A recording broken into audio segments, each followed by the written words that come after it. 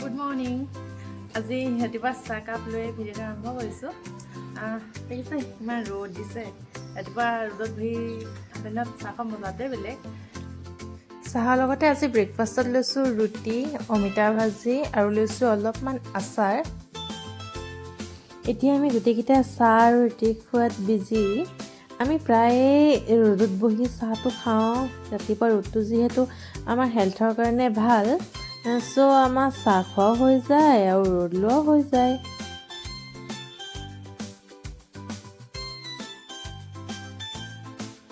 এইফালে চাওকচোন, মোৰ মনক লাগে গুড়। সি গুড় খাই বিৰাটেই ভাল পায়। সেই ৰুটিৰ লগত প্ৰায়ে গুড় খাই, ভাজি সি ইমান ভাল নাপায় ৰুটিৰ লগত, সেইকাৰণে তাক গুড় লাগে। এই চাওক, মোৰ মানে আজি অকল গুড়হে খাই ভাল পাইছে। সি ৰুটি খাবলৈ অলপো ইচ্ছা কৰা নাই আজি, কাৰণ তাৰ গাটো বৰ ভাল নহয়। যোৱা নিশাৰ পৰা তাৰ জ্বৰ, ৰাতি সি ভালদৰে শুবও নোৱাৰিলে। জ্বৰ উঠিলে এনেও বৰ বেছি একো খাব মন নাযায়। সি যিহেতু উঠনি ৰুটি নাখালে, সেয়ে তাৰ কাৰণে সোনকালে ভাতটোৱে বনাই দিলোঁ। ভাতৰ লগত আছে দালি আৰু সি ভাল পোৱা আলু আৰু মটৰ ভাজি।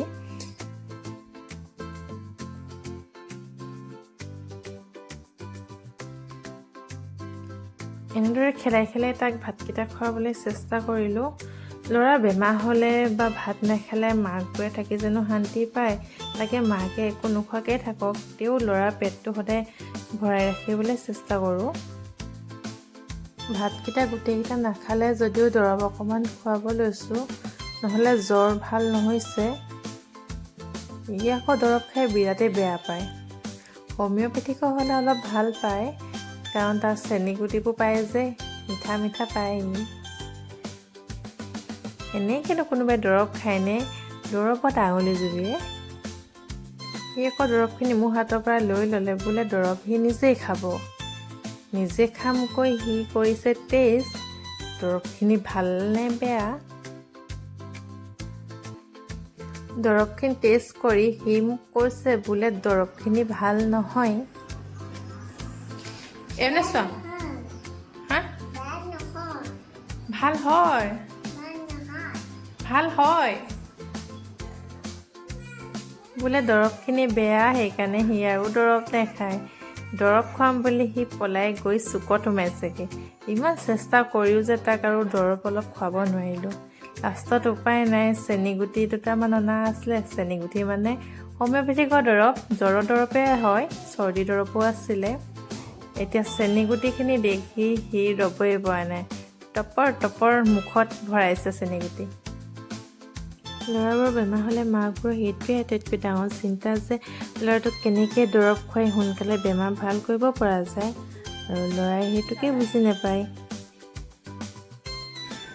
মোৰ মনক খুৱাই বোৱাই উঠি এবাৰ মই ধৰিছোঁ মোৰ নিজৰ কামত।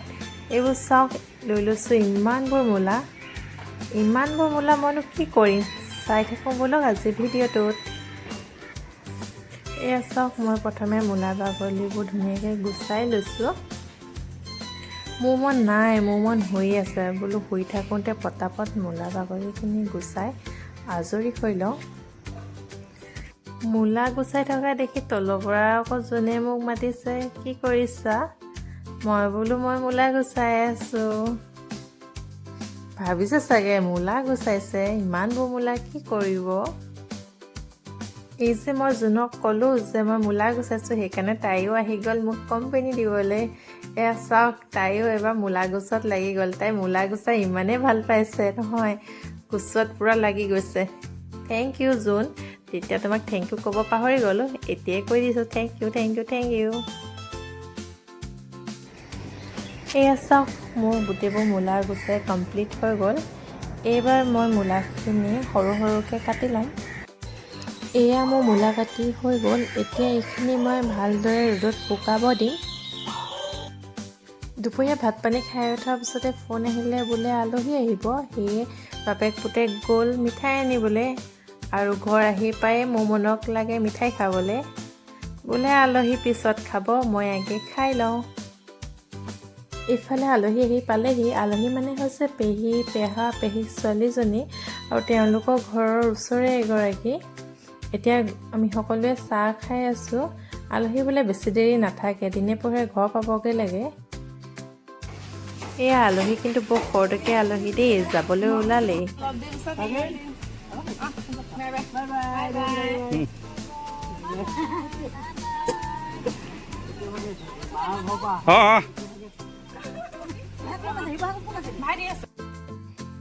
চাওকচোন, তাৰ ইমান জ্বৰ হ'লেও তাৰ গাত গৰম কাপোৰ নাই। কি যে ল'ৰা হ'ব নহয়, ইমান বেয়া পায় সেই গৰম কাপোৰ পিন্ধি। বোলো সেইকাৰণে গৰম তেলত নহৰু আৰু কালজিৰা দি অলপ ঘঁহি দিওঁ গাত। বোলে সেইবোৰ তেল নঘঁহে, বেলেগ তেলহে তাক লাগে। তাক যিহেতু বেলেগ তেল লাগে, সেয়ে অলিভ অইলৰ বটলত কেঁচা মিঠাতেলকে ভৰাই দিলোঁ বাপেকে। চৰ্দি হ'লে সৰু ল'ৰাক কেঁচা মিঠাতেল ঘঁহিলেও ভাল হয়। সেয়ে এতিয়া তাক ভৰিয়ে হাতে কেঁচা মিঠাতেল ঘঁহি দিছোঁ। সি ভাবিছে বেলেগ তেল দিছে বুলি, ভৰিখন কি ধুনীয়াকৈ মেলি দিছে।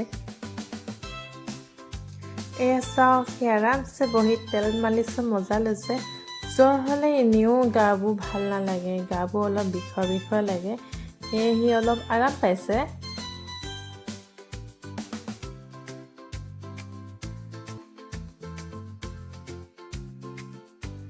ভৰি হাতে তেল ঘঁহাৰ পিছত পিঠিটো তাক অলপ তেল ঘঁহি দিলোঁ, যাতে সি ৰাতিটো ভালদৰে শুব পাৰে। যোৱা ৰাতিটো সি ভালদৰে নুশুলে, আজিটো যাতে সি ভালদৰে শুৱে। সৰু ল'ৰাক কেতিয়াও বুকুত তেল ঘঁহি মালিচ কৰিব নালাগে। তেতিয়া কি হয়, আপোনাৰ কফ জমা হৈ যায়, আৰু কফ জমা হৈ গ'লে ল'ৰাটোৰ কষ্ট হয়। সেইকাৰণে ভুলতো সৰু ল'ৰাক বুকুত তেল মালিচ কৰিব নালাগে। তেল চেল ঘঁহি দিয়াৰ পিছত সি এতিয়া ধুনীয়াকৈ শুই গ'ল, আৰু ময়ো যাওঁ ভাতটো খাই লওঁগৈ। আজিৰ ভিডিঅ'টো ইমানেই আছিল, আৰু যদি মোৰ চেনেলটোত কোনোবা নতুনকৈ আহিছে তেন্তে প্লিজ মোৰ চেনেলটো ছাবস্ক্ৰাইব কৰি দিব, আৰু কাষতে থকা বেল আইকনটো প্ৰেছ কৰি দিব। Thank U.